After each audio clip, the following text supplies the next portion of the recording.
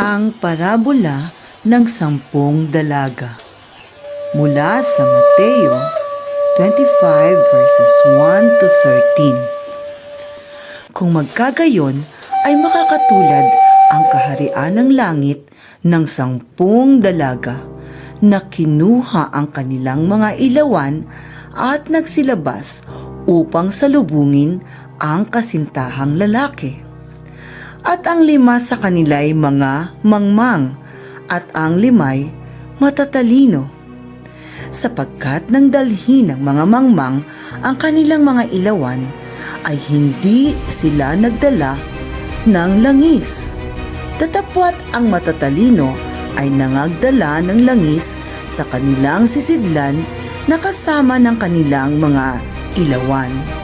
Samantalang nagtatagal nga ang kasintahang lalaki, ay nangag-antok silang lahat at nangakatulog.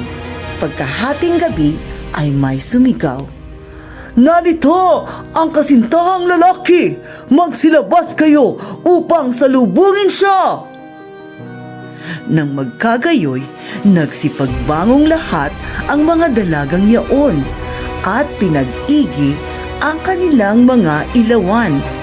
At sinabi ng mga mangmang sa matatalino, "Bigyan niyo kami ng inyong langis sapagkat nangamamatay ang aming mga ilawan."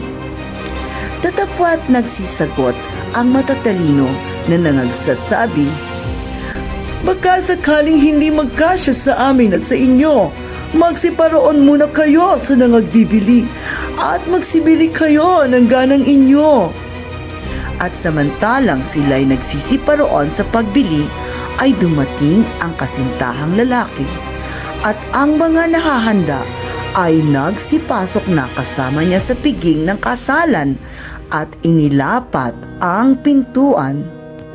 Pagkatapos ay nagsirating naman ang mga ibang dalaga na nagsisipagsabi, "Panginoon, Panginoon, buksan mo kami!"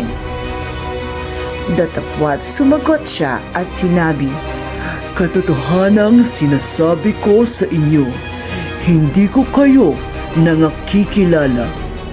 Mangagpuyat nga kayo sapagkat hindi nyo nalalaman ang araw ni ang oras."